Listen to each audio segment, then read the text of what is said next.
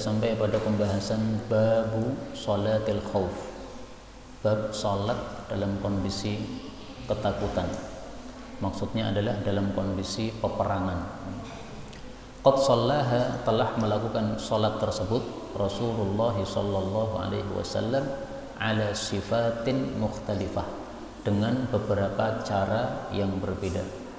Wa kulluha mujzi'ah, semua cara yang diajarkan Nabi boleh dipakai bebas.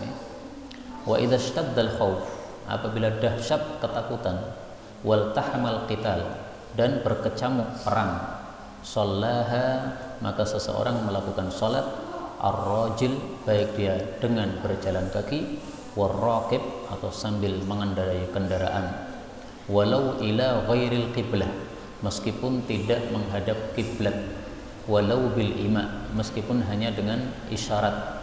Isyarat maksudnya dengan menundukkan kepala ini, Allahu Akbar, ruku', nah, kemudian sujudnya juga begitu, Allahu Akbar, sujud. Nah, ini adalah kondisi terpaksa dalam kondisi perang.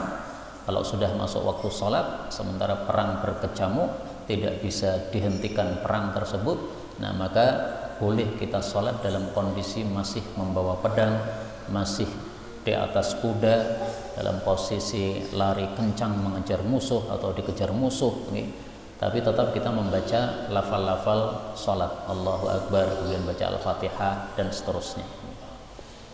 Ini kondisi yang mungkin kita belum pernah mengalaminya, karena kondisi perang tidak ada di Indonesia sekarang. Mungkin yang mengalami adalah nenek moyang kita dulu ketika mereka perang dengan Belanda atau dengan Jepang. Mereka tata cara sholat pada waktu perang ini sangat penting untuk dipelajari. Tapi kita berharap kepada Allah, mudah-mudahan Indonesia ini aman, tidak perlu kepada sesuatu yang menakutkan terhadap umat Islam, diberi keamanan oleh Allah Subhanahu wa ta'ala. Amin ya rabbal alamin. Baik, kita lanjutkan babu sholatis safar, bab sholat safar.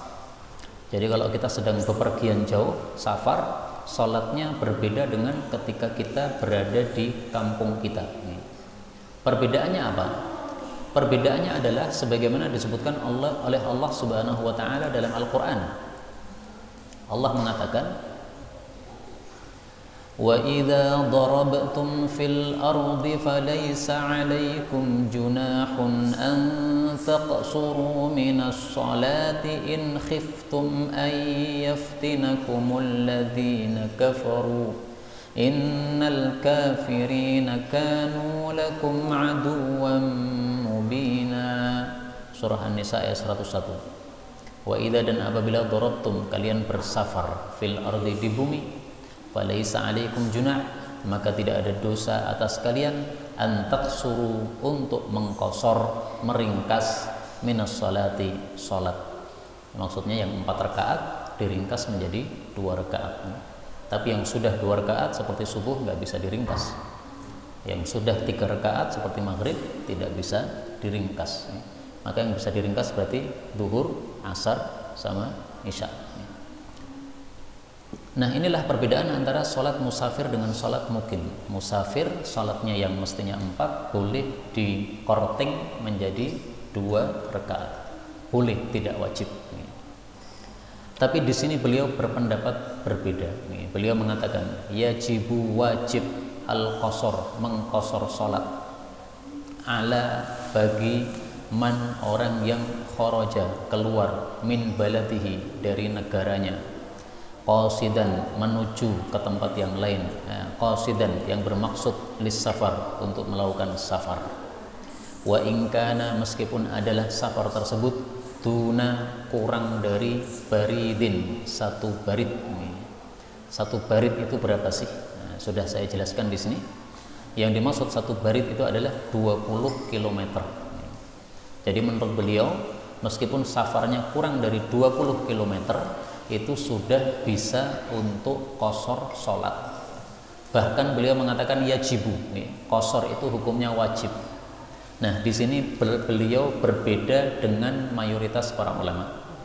Mayoritas ulama berpendapat qasar bagi musafir hukumnya adalah sunnah, tidak wajib. Adapun beliau berpendapat hukumnya wajib. Saya pribadi mengikuti pendapat mayoritas para ulama. Dalilnya apa? Dalilnya kalam Allah pada surah An-Nisa tadi. Falaisa 'alaikum junahun an taqsuru minas shalah. Tidak ada dosa bagi kalian untuk mengqasar salat. Kata-kata tidak ada dosa alias tidak apa-apa itu menunjukkan bahwa qasar tidak wajib. Karena kalau qasar itu wajib, mestinya kalimatnya tidak begini. Misalnya kalimatnya kalau kalian safar maka qasarlah. Nah, begitu. Di sini nggak ada perintah qasar. Allah hanya mengatakan tidak apa-apa untuk qasar. Kalau mau dibalik, tidak apa-apa juga untuk seperti biasanya. Aisyah istri Nabi, dia mengatakan, kadang-kadang Nabi itu safar, beliau qasar, saya tidak qasar. Maka dia ditanya, kenapa engkau tidak qasar? Padahal Nabi qasar. Maka dia mengatakan, saya tidak merasa keberatan. Kalau Nabi kan memberi contoh kepada para sahabatnya, nah maka beliau qasar terus. Tapi kalau Aisyah kan menilai dirinya sendiri, saya safar tapi saya masih muda, saya enggak lelah. Nah, maka dia safar tetap salatnya 4 rakaat. Di sini beliau mengatakan wa in kana duna barid. Meskipun safarnya tidak sampai 20 kilo, enggak apa-apa qasar. Kalau mayoritas ulama berpendapat qasar itu hanya boleh dilakukan kalau safarnya jaraknya 80 kilo. Kurang dari 80 kilo belum boleh untuk qasar. Misalnya dari Solo ke Sragen, nah ini tidak bisa qasar. Tapi dari Solo ke Surabaya bisa qasar. Solo Surabaya kan sekitar 250 kilo, nah, maka udah bisa qasar. Saya pribadi dalam hal ini mengikuti pendapat beliau Imam Syaukani. Kenapa? Karena dalilnya sahih. Mari kita lihat. Dan ini adalah dalil yang paling sahih tentang jarak safar salatnya qasar yang dilakukan oleh Nabi sallallahu alaihi wasallam. Yaitu hadis diriwayatkan oleh Imam Muslim. Anas bin Malik ditanya tentang qasar salat, maka dia mengatakan, adalah Rasulullah sallallahu alaihi wasallam idza kharaja, apabila keluar masirata thalathati amyalin, perjalanan sejauh 3 mil, atau thalathati farasikh, 3 farsakh, syu'batus syak. Ini perawinya yang ragu-ragu ya. Apakah 3 mil, apakah 3 farsakh. Shalla rak'atain, beliau salatnya sudah qasar 2 rakaat. Nah, ini karena rawinya ragu-ragu, 3 mil apa 3 farsakh, kita ambil yang aman saja, yaitu kita ambil yang lebih banyak, yaitu 3 farsakh. 3 mil ini nggak usah dipakai. Kenapa? Karena rawinya ragu-ragu. Sesuatu yang meragukan itu jangan dijadikan sebagai patokan hukum. 3 mil itu berapa? Sekitar 6 kilo. Sekitar berapa? 6 kilo. Lah sekarang 6 kali 3 berapa? 18 nih. Nah, sementara 3 farsakh itu adalah kelipatan 3 mil tadi. Jadi 3 mil itu adalah 6 kilo, sementara 3 farsakh itu 6 kilo kali 3. Maka kira-kira safar Nabi itu adalah 18 kilo, itu beliau sudah mengqasar salatnya. Sebenarnya 3 farsakh ini lebih tepatnya bukan 18 kilo, lebih tepatnya itu 16 kilo. Cuma kalau saya menghitung dengan dibulatkan itu menjadi 18 kilo. Karena 1 mil itu 1,8 kilo. Nah, saya bulatkan jadi 2 kilo. Maka berarti 3 mil adalah 2 kilo kali 3, 6 kilo. Baik, kembali ke sini. Berarti kalau kita safarnya 16 kilo mau qasar silahkan, berdasarkan hadis yang diriwayatkan oleh Al-Imam Muslim di dalam kitab sahihnya. Maka biasanya kalau saya dari Solo ke Sragen mengajar di sana qasar, dari Solo ke Weru ya, mengajar di sana juga qashar. Meskipun ya perjalanan dekat pakai mobil, gitu. Zaman dulu kan pakai onta Pak, lama. Gitu. Nah, tapi hukum ini tidak berubah gara-gara berubahnya transportasi, alat transportasi, tidak. Gitu. Sebagaimana ketika hujan boleh untuk menjamak salat maghrib dengan isya. Nah ini hukum tidak berubah meskipun jalan sudah aspal. Zaman dulu jalan masih tanah, kena hujan becek. Zaman sekarang rata-rata sudah aspal. Ini hukum tidak berubah. Hukum yang dibuat Nabi berlaku sampai hari kiamat. Kemudian wa idza, dan apabila aqama, dia tinggal bi baladin, pada satu negara, mutaraddidan, dalam keadaan ragu-ragu. Maksudnya ragu-ragu tinggalnya ini berapa lama, jadi tidak menentukan saya mau tinggal berapa hari, tapi ragu-ragu ya berapa hari ya, sampai hari apa enggak menentukan. Maka qashara, dia boleh qashar ila 20 yauman, sampai 20 hari saja. Thumma, kemudian yutimmu, dia melakukan sholat sempurna, yaitu 4 rakaat. Jadi misalnya saya pergi ke Jepang misalnya, mencari lahan dakwah di sana, atau kalau yang lain misalnya cari kerja di sana. Nah, sambil cari kerja karena belum dapat lowongan, maka dia masih mondar-mandir ke sana kemari cari kerja. Nah, berarti orang ini mutaraddid, dia belum tentu, belum tahu saya berapa lama di Jepang. Kalau dapat pekerjaan ya akhirnya tinggal, kalau tidak dapat pekerjaan ya akhirnya pulang. Nah, maka orang seperti ini boleh mengqashar sampai 20 yauman, 20 hari. Hari ke-21 sudah tidak boleh qashar lagi, dia harus salat 4 rakaat. Dalilnya apa? Dalilnya pada perang Tabuk. Kita lihat dalam kitab Bulughul Maram. Pada perang Tabuk, ini adalah perang yang dilakukan oleh Nabi pada tahun 9 Hijriyah. Aqama, Nabi tinggal di Tabuk, nama satu tempat. 20 yauman, selama 20 hari lamanya. Yaqsurus shalah, beliau mengqashar salat di situ. Jadi Nabi dari Madinah menuju ke arah Syam untuk perang dengan orang-orang Persia. Nah, beliau menunggu di Tabuk. Di Tabuk ini ditunggu musuh berani datang enggak. Kalau musuh datang, perang. Kalau mereka enggak berani datang, ya udah tinggal pulang. Ternyata ditunggu sampai 20 hari, mereka enggak berani muncul. Sementara kalau Nabi menyerang langsung ke negara mereka enggak bisa, karena bentengnya sangat kuat. Nah, maka Nabi menunggu 20 hari. Setelah 20 hari ternyata tidak ada apa-apa, akhirnya beliau pulang ke Madinah. Nah, dari kejadian ini para ulama kemudian mengambil kesimpulan, kalau kamu ragu-ragu berapa hari tinggal di sini, maka kamu masih boleh qashar, tapi hanya 20 hari sebagaimana dilakukan oleh Rasulullah sallallahu alaihi wasallam. Nah, bagaimana kalau kita itu sudah tahu saya tinggal di sini berapa hari? Misalnya kuliah di Madinah misalnya, datang ke Madinah, diterima, kemudian kuliahnya dia 1 semester adalah 6 bulan. Berarti dia tahu saya akan tinggal 6 bulan. Nah, kalau orang seperti ini gimana?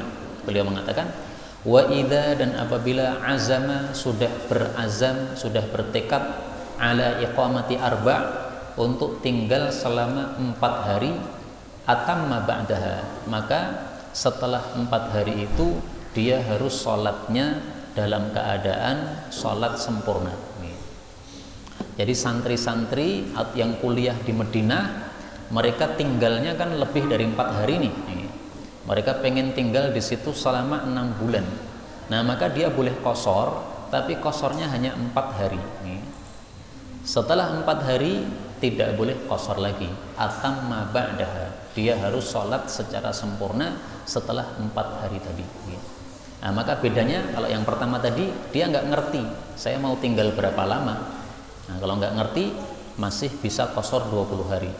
Tapi kalau dia ngerti, saya akan tinggal 10 hari, saya akan tinggal 4 hari, okay?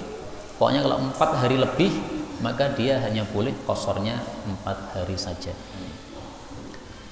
Kemudian walahu, dan dia boleh al-jam'u untuk menjamak takdiman, baik didahulukan wa ta'khiran atau diakhirkan, bi adzanin dengan 1 kali adzan, wa iqamatain dan qomatnya 2 kali.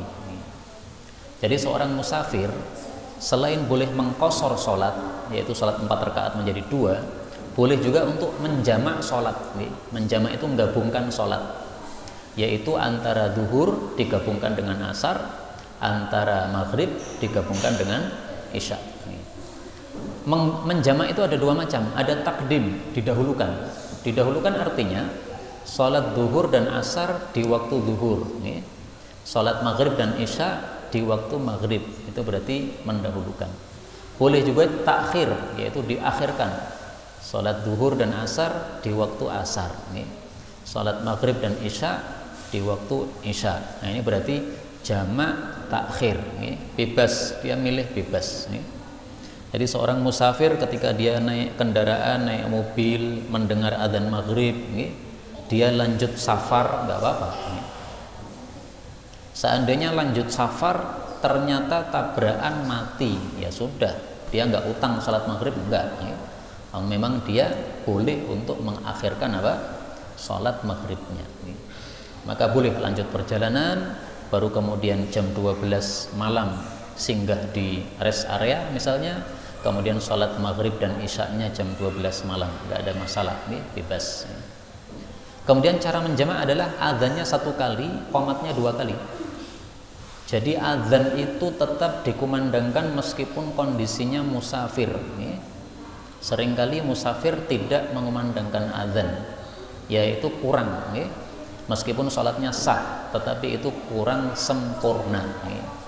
Jadi kalau kita rombongan 1 mobil, kemudian turun di rest area misalnya jam 12 malam, azan dulu, baru kemudian qomat maghrib, kemudian setelah itu sholat maghrib, kemudian qomat isya, kemudian sholat isya. Itulah yang dilakukan oleh Rasulullah Sallallahu Alaihi Wasallam. Bahkan kalau kita sendirian, tetap disunahkan adzan. Nabi mengatakan, Inni araka, sesungguhnya aku melihat kamu tuhibbul ghanam, kamu suka menggembala kambing, wal badiyah, suka di tempat-tempat yang jauh dari kota, yaitu untuk menggembala kambing. Fa idza kunta fi ghanamika, kalau kamu sedang bersama kambing-kambingmu, ya sendiri berarti ya, dia bawa kambingnya ke tempat yang jauh dari kota, merumput di sana. Fa adzanta lis-shalah, lalu kamu azan untuk salat, farfa' sautaka bin nida, maka keraskan suara azanmu.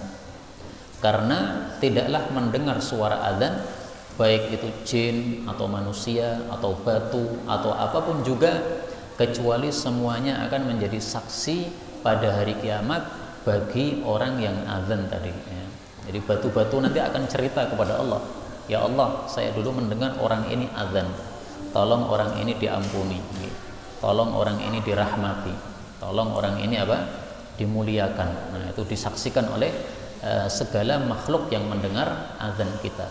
Nah, ini hadisnya sahih riwayat Imam Bukhari, menunjukkan bahwa seorang musafir meskipun dia sendirian tetap disyariatkan untuk azan. Tapi karena azannya di luar waktu, sebaiknya tidak usah keras-keras. Jadi jam 12 malam kita turun di rest area, nggak usah pakai mic, Allahu Akbar, kabeh kaget mungkin. Udah, azannya untuk didengarkan oleh rombongan saja, tidak usah keras-keras azannya. Kita lanjutkan, bab salati salat al-kusufain, 2 salat gerhana. Maksudnya gerhana matahari sama gerhana bulan. Ketahuilah bahwa Nabi salat gerhana seumur hidup hanya 1 kali.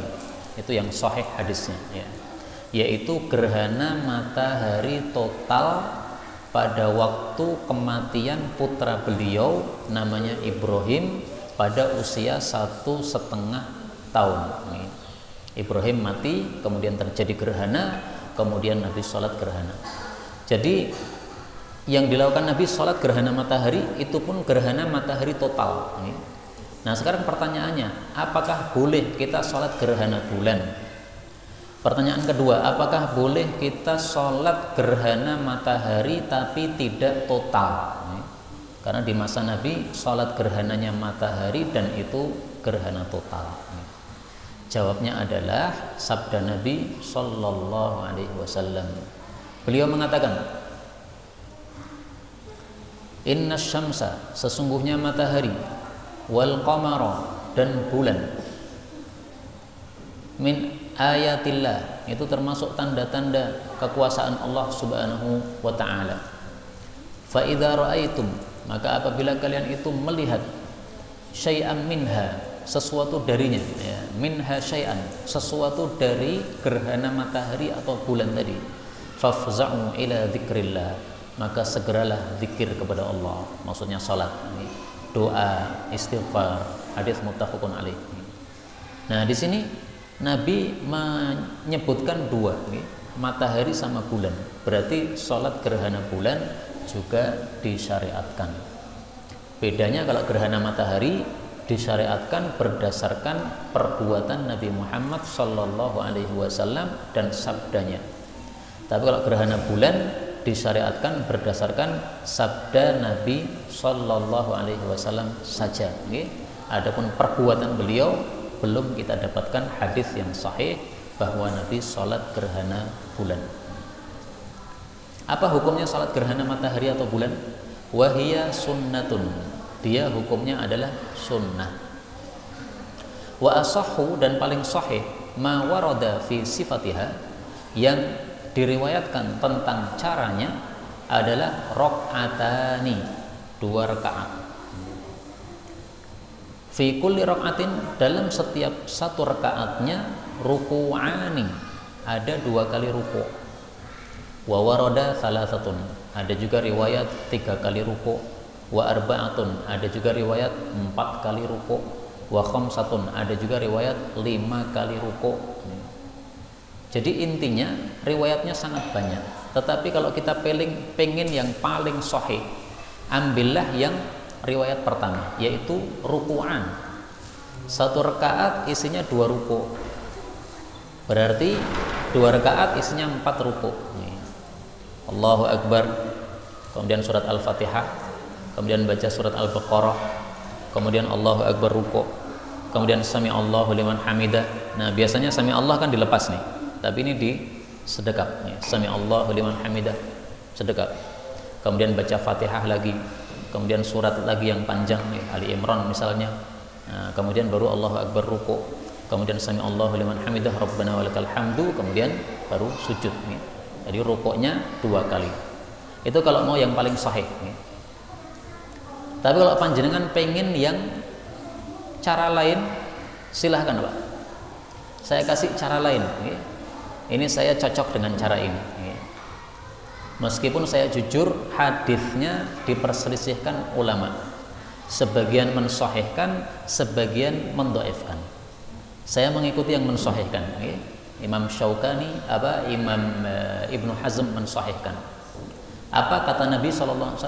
Beliau mengatakan, idza ra'aitum dzalika, kalau kalian itu melihat gerhana, fasallu, salatlah gerhana, ka ahdatsi salatin, seperti salat yang terakhir sallaitumuha, yang kalian lakukan, minal maktubah, dari salat fardu.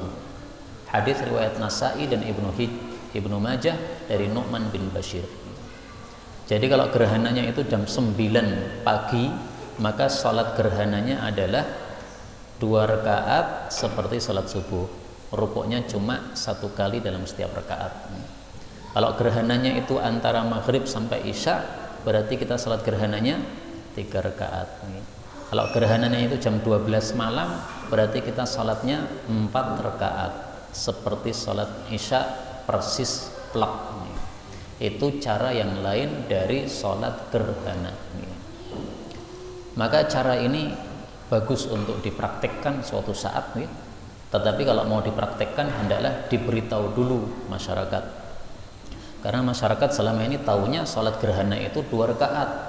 Ketika kita lakukan ba'da maghrib 3 rakaat, pasti orang-orang pada marah, kowe iki ahli bid'ah, senengane gawe sing anyar-anyar.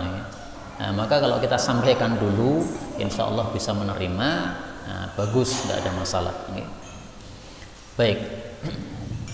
Kemudian yaqra'u membaca baina kulli ruku'ain, antara 2 ruku' ma tayassar, apa yang mudah untuk dibaca. Jadi setelah ruku' sami Allahu liman hamidah, baca lagi surat yang lain, Al-Fatihah kemudian surat yang lain. Di sini beliau mengatakan ma tayassar, apa yang mudah. Artinya yang bisa kita baca. Seandainya imamnya seorang hafid, bagus, dia bisa membaca surat-surat panjang sebagaimana Nabi. Karena Nabi itu kira-kira pada berdiri yang pertama sholat gerhana, ini bacaannya sepanjang surat Al-Baqarah sampai khatam, 2,5 juz, khatam. Kemudian kira-kira berdirinya yang kedua, jadi setelah ruku kemudian berdiri lagi kan, nah itu kira-kira panjangnya seperti surat Ali Imran. Nah itu kalau dipraktekkan di Masjid Atin, besok do kapok rane sing teko meneh. Mungkin imamnya nggih kapok, wah kesel banget nih. Teman saya cerita, dia pernah kuliah di Mesir. Dia cerita di Mesir itu masih ada model satu masjid yang mereka itu sholat gerhananya lama seperti Nabi. Saya tanya, kamu pernah ikut? Pernah. Gimana waktu itu? Waktu itu saya tiba-tiba deprok ke tanah karena bergetar kaki saya. Jadi saking lamanya berdiri itu nggak kuat, tiba-tiba deprok sendiri, Pak. Jadi tidak disengaja dia langsung jatuh gitu. Nah saya katakan, seandainya imamnya ini membaca surat yang panjang, maka kita sebagai makmum, kita boleh untuk sholat dengan duduk, nggak apa-apa. Imamnya kesel sekarang mugono, salahnya maca Al-Baqarah, tak tinggal lingguh wae, nggak ada masalah. Yang penting jangan sambil ngopi, sambil ngopi batal sholatnya. Tapi sambil duduk nggak apa-apa.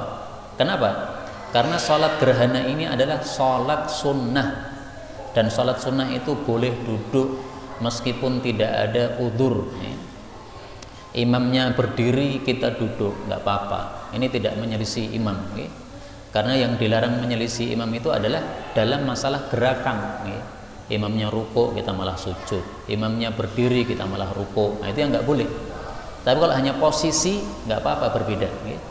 Imamnya duduk karena sakit, makmumnya berdiri karena dia sehat, nggak apa-apa. Atau sebaliknya tadi, imamnya berdiri tapi bacanya Baqarah, nah kita makmum nggak kuat, duduk aja, nggak ada masalah. Itu cara apa? Supaya kita masih tetap bisa sholat gerhana meskipun bacaannya panjang.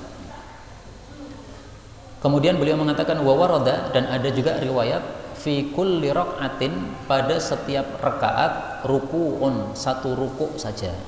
Jadi sah seandainya rukuknya hanya satu.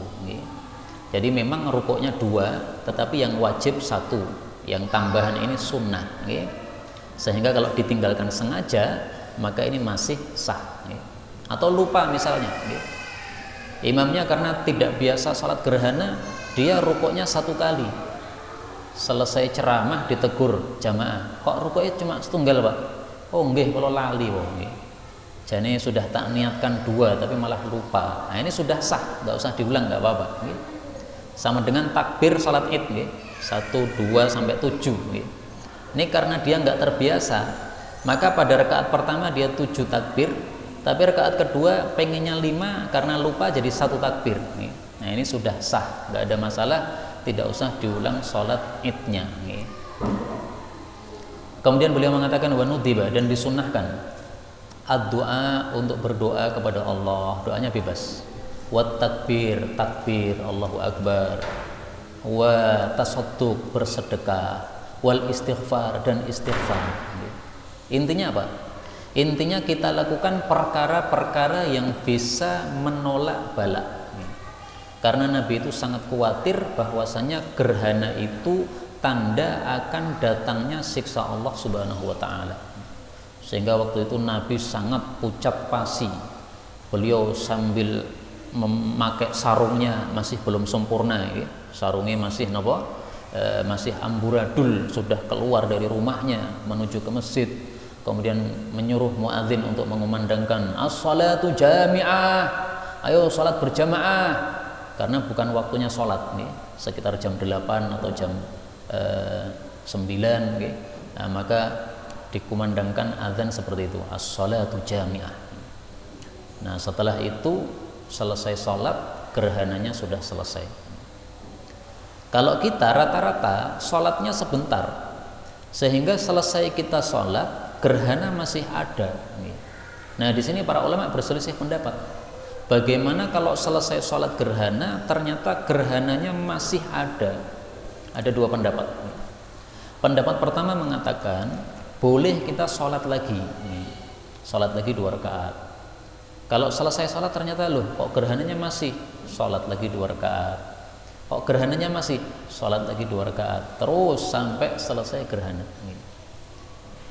Pendapat yang kedua, kalau sudah sholat maka tidak menambah lagi, tetapi dilakukan amalan-amalan ini, berdoa, takbir, sedekah, istighfar, baca Quran, apapun lah, pokoknya zikir. Karena tadi kan Nabi mengatakan apa? Beliau mengatakan fafza'u ila dzikrillah, segeralah zikir kepada Allah, doaihi, doa kepada Allah, istighfari, istighfar kepada Allah. Nah, perintahnya kan banyak, ada zikir, ada sholat, ada doa, ada istighfar. Otomatis kalau sholatnya sudah selesai ya nggak ditambah lagi, tapi dilakukan yang lain-lain, zikir, doa, istighfar. Nah, yang bagus, Rasulullah Shallallahu Alaihi Wasallam menyuruhkan untuk sedekah dan memerdekakan budak. Karena adalah Nabi ya'muru, menyuruh bil ataqah, memerdekakan budak fi sholatil kusuf, ketika sholat gerhana. Hadis riwayat Abu Dawud sahih. Kenapa? Karena sedekah itu menolak bala. Memerdekakan budak ini termasuk sedekah yang besar, karena budak kan harganya mahal. Pernah seorang budak laki-laki dijual di masa Nabi harga 200 juta. Pernah budak wanita di masa Nabi dijual harganya sekitar 100 juta. Maka memerdekakan budak berarti kita sedekah 100 juta, 200 juta dan seterusnya. Nah, karena itu kaum muslimin rahimani wa rahimakumullah, sangat bagus kalau pada waktu gerhana ada sedekah. Kalau saya dulu di pesantren senang ketika ada gerhana, karena setelah selesai gerhana pasti ada yang bawa roti sak kerdus, dibawa ke masjid, dibagikan sama santri. Wah, senang sekali. Ada yang bawa semangka banyak, dipotong-potong, dibagi-bagi untuk yang habis sholat jamaah. Ini sesuatu yang bagus. Jadi mungkin kondisinya seperti Jumat berkah. Habis Jumatan kemudian apa? Sedekah makanan. Ini habis sholat gerhana, kemudian sedekah apapun yang bisa kita sedekahkan. Wallahu a'lam bishawab. Walhamdulillahi rabbil alamin.